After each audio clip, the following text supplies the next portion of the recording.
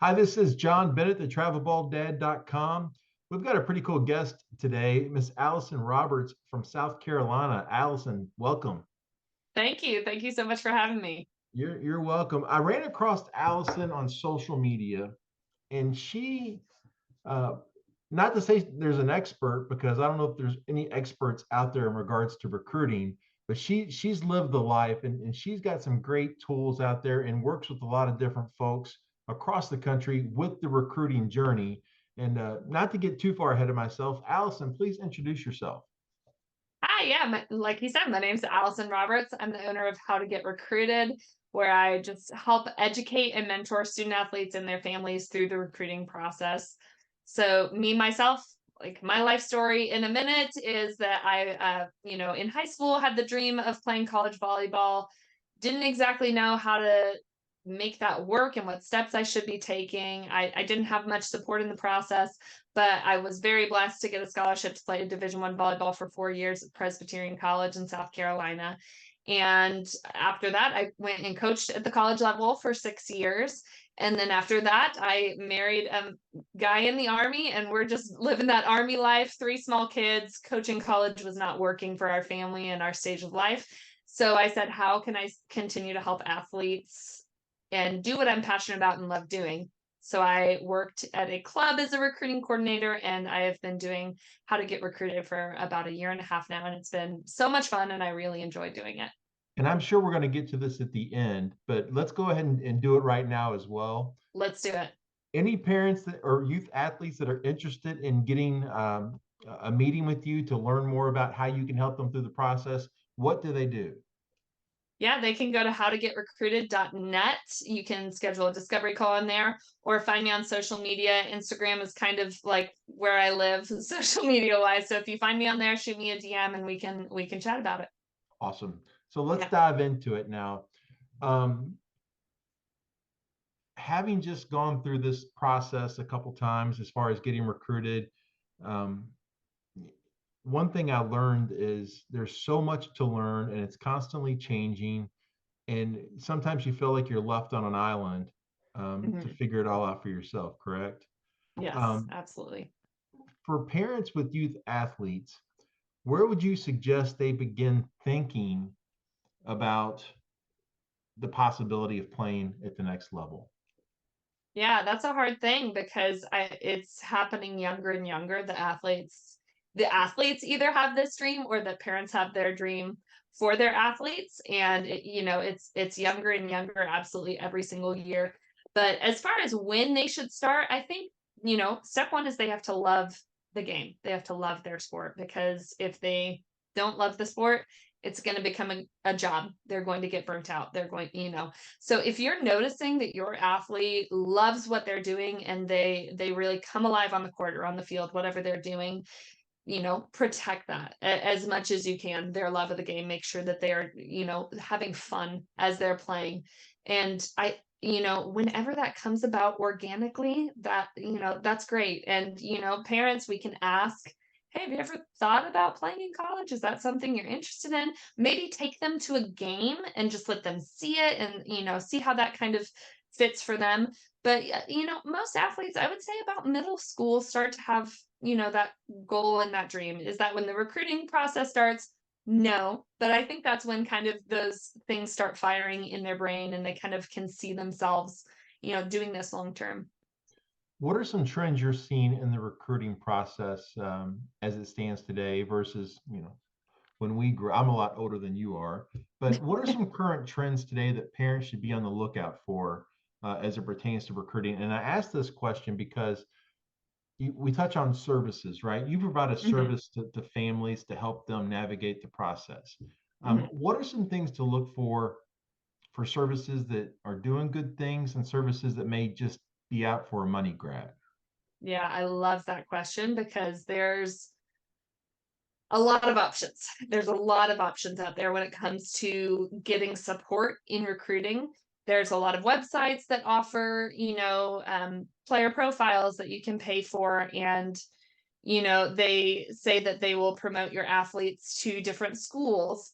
For me, and what I am passionate about, every person is different. What they like is different. For me, I love getting to know people because I, as I'm talking with my athlete, like I just talked to an athlete yesterday who we've been working together 6 months now. So I know her pretty well.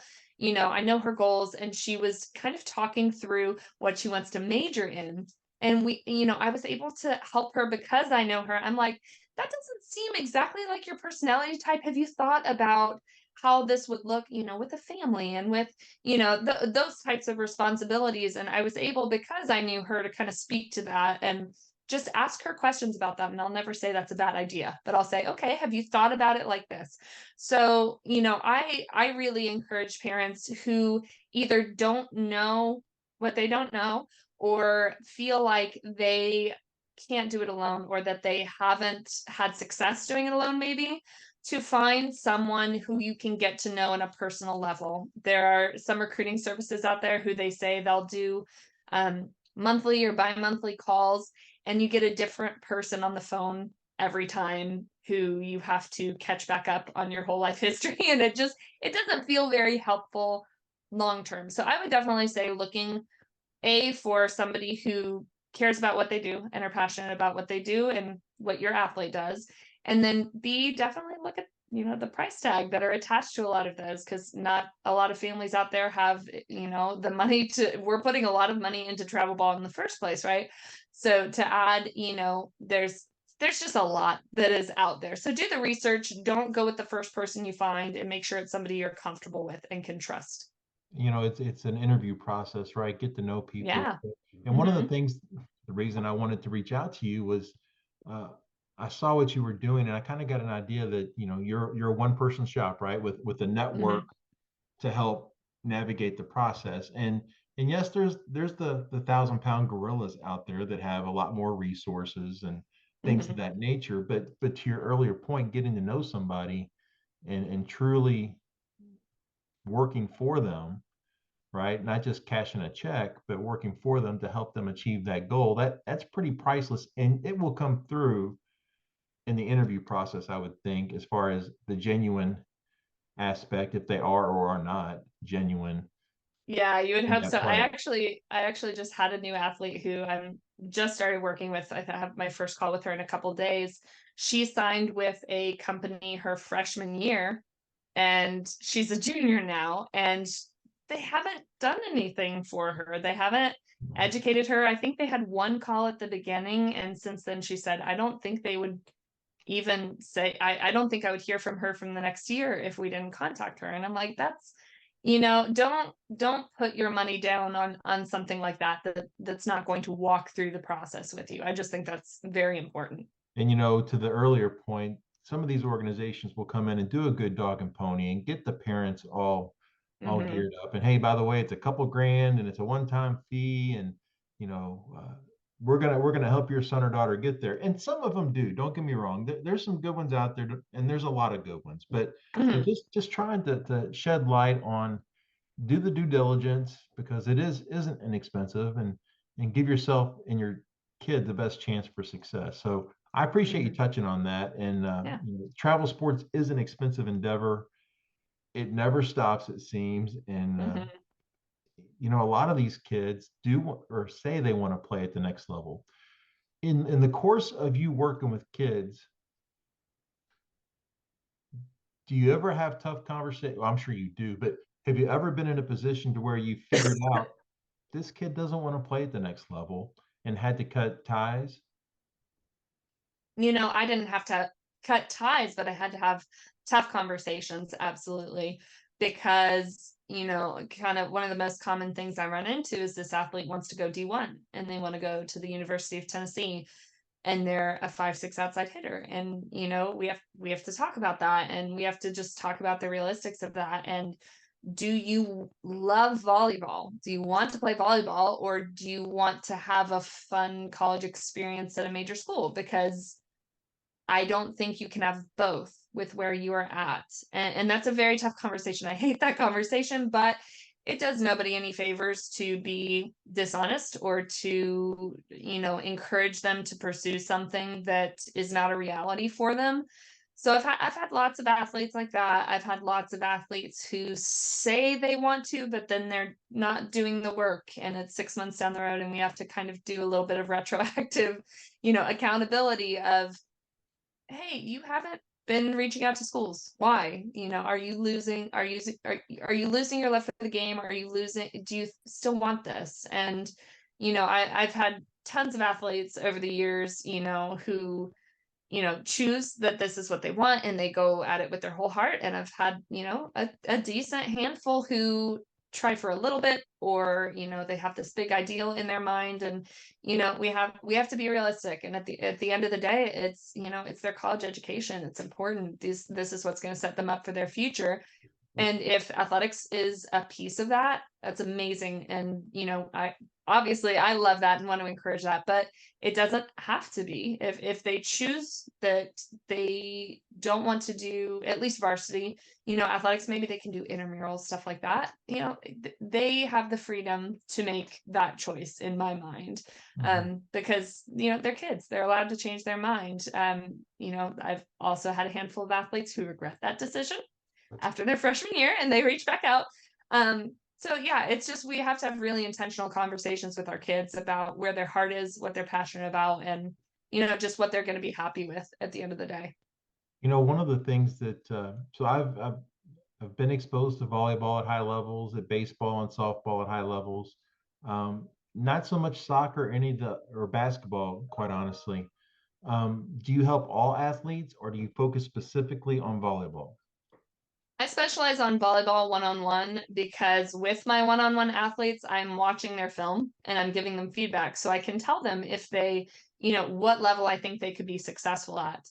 And if I'm watching a soccer player's film, I have no kind of feedback on that. Like, I love watching all sports, but I don't know what a coach is looking for in a midfielder. I don't know that.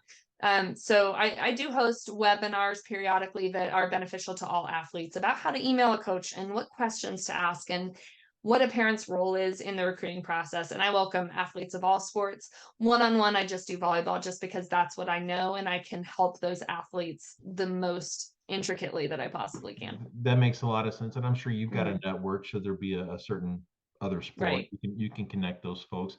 And Mhm. having just lived the volleyball journey, it feels to me the volleyball recruiting process it's a little different than some of the other sports. Mhm. Is that a fair assessment in your opinion? I would say every sport, honestly, is very unique. Okay. There's a couple that are similar, and that's another piece of why I mainly focus on volleyball, because I know exactly how the recruiting process works. I did it as an athlete, I did it as a college coach, I've done it as a, recruiter. And it just looks different in other sports. Social media plays a bigger role in some sports than others, there's just a lot of different ways that they play out. Expand on that as far as the social media and various sports as it pertains to volleyball, for example. Hmm. How Yeah. important is social media and the girls and the guys, right? Getting their content out there. How important is that, or is it not that important? I have a handful of athletes actually who don't like social media. And we build a recruiting plan for them to get recruited without using social media. And that is, I would let parents know that that's possible, that social media is not a necessity for volleyball.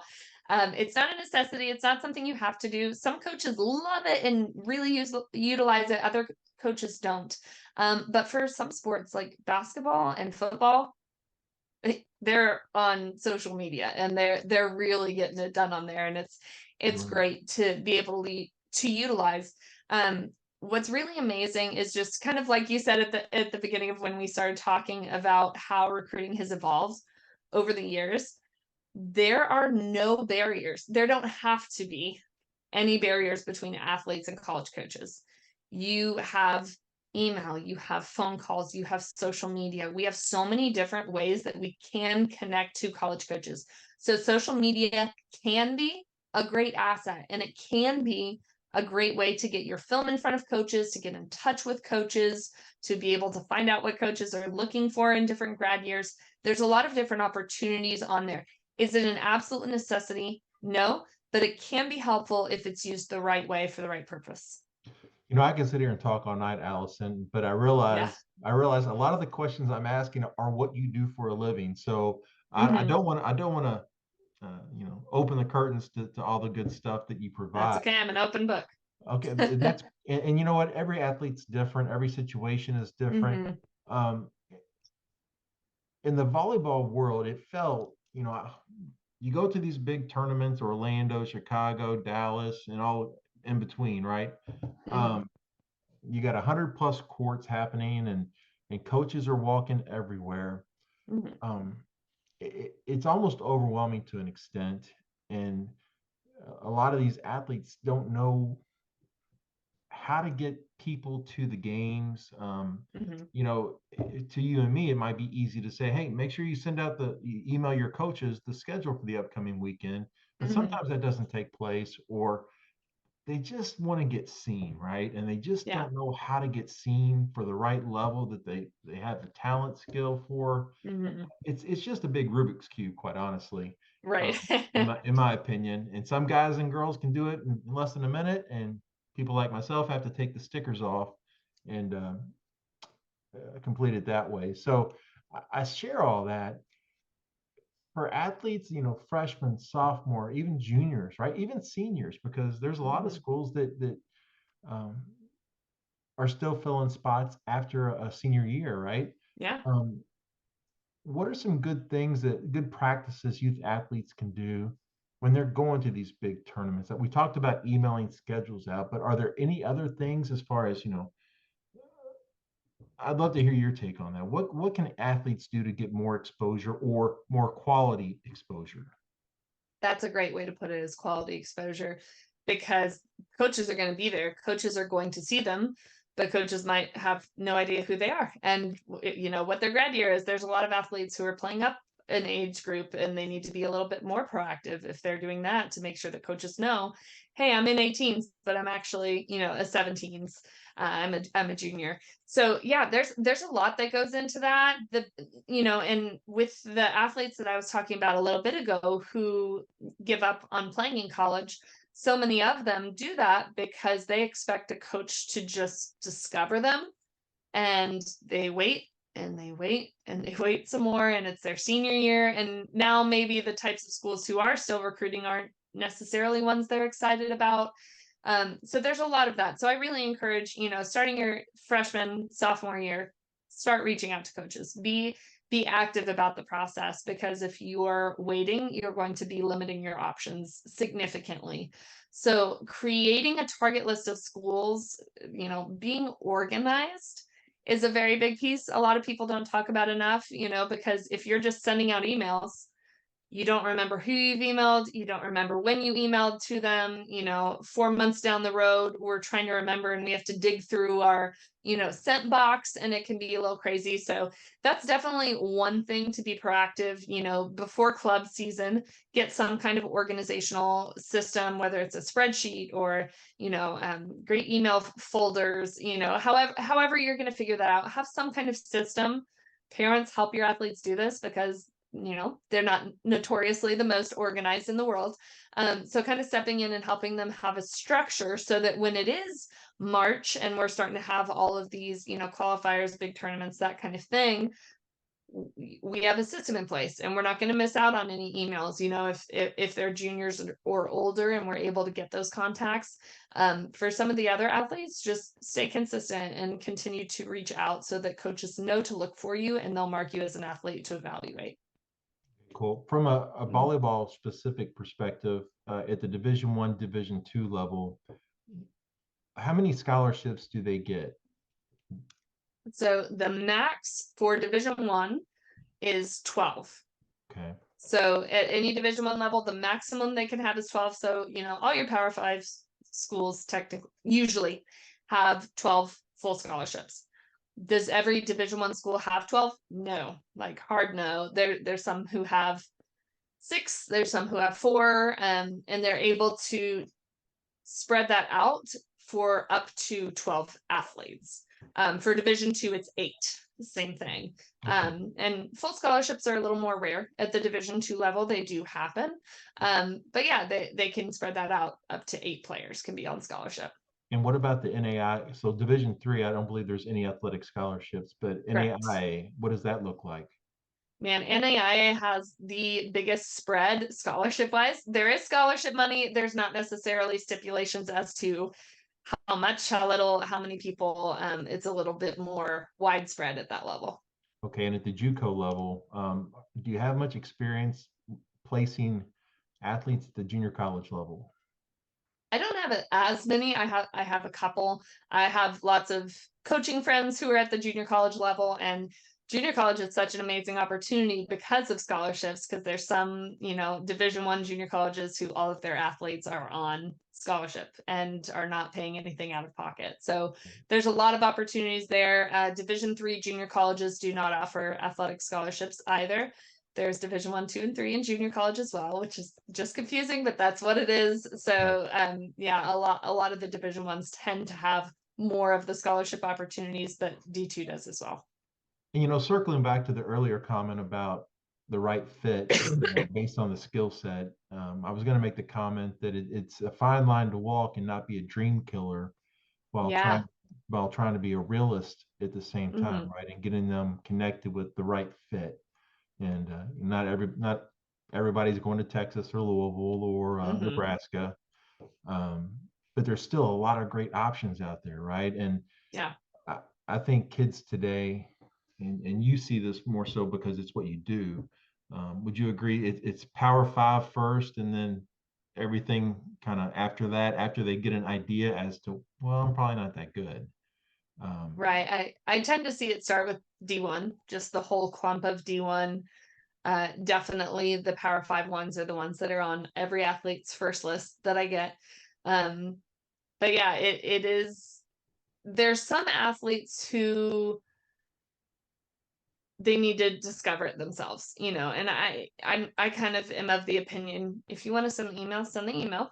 I don't think we're going to find success there. I think you're really going to find a lot of success and add value to a team at this level. And so I really want to see more of those types of schools on your list, because it's not just about, can I play D1, or what level can I play, but it's what level am I going to be successful at, what level am I going to be valued at? Because I have never met an athlete who enjoyed sitting on the bench for 4 years, where their coach just didn't really try to develop them. They were just a jersey number, because that does happen. They need roster numbers, they need roster sizes.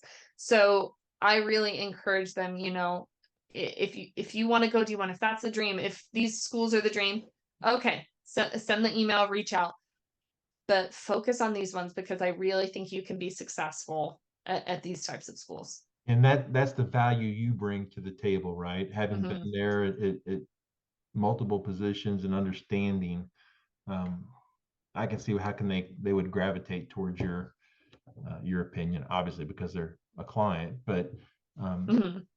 you can help them understand that a little more so than others. Well, I'll tell you what, I don't want to take a lot of your time tonight. I've taken a lot of your That's time okay. already tonight, Allison. That's okay. You got the kids taken care of My with a movie husband and got home. popcorn. Yeah, all My right, cool. husband got home, so Did we're he good. I can sit here all night. did he buy a car or buy a truck? I think so. Unless, Uh-oh. I think You, so. you got things to go look at in the driveway. I'll tell you what, again, how can our followers find you, and um, when is a good time of year to engage? Yeah, so I am on Instagram at How to Get Recruited, on X at HTG Recruited. I'm on TikTok at How to Get Recruited as well. That's usually the easiest place to find me and get in touch with me pretty quickly. I have a recruiting program that I'm starting off this next week, that is a program to prepare athletes for club season, because there's this little bit of time between when high school season ends and club season starts, where athletes actually might have a little bit of time to get organized, to engage, to create a recruiting plan. So I generally get a lot of interest at this time of year, and I've decided to kind of have that option to be just more affordable to families, to help athletes who are trying to get started in the process and kind of catapult them into their club season. So I have athletes a lot of time this year, and a lot of times over the summer are kind of the two busiest years where I'm or busiest times of year where I'm hearing from those athletes. Okay, that's cool. Mhm. Well, you know what? I know I'm going to have more questions, and I know I'd like to stay engaged. Maybe we do this every quarter or so, and talk Sure. about some upcoming trends. But she's very easy to get an appointment from. If you go to her website, you can select a slot and get that first call going, so she can understand what you're looking to accomplish, and help or not, right? Mhm. Being able to really understand someone's goals. I'm sure she'd love to help everybody, but sometimes there's not a fit there, right? But Mhm. I've really enjoyed the conversation, Allison, and I'm excited for the future, and I hope you continue to grow, and the business does well. But this is the travelballdad.com with Miss Allison Roberts, uh, recruiting volleyball guru, I'm going to call her. So check her out online, okay? And Allison, hang on one second, okay? Okay, thanks, John.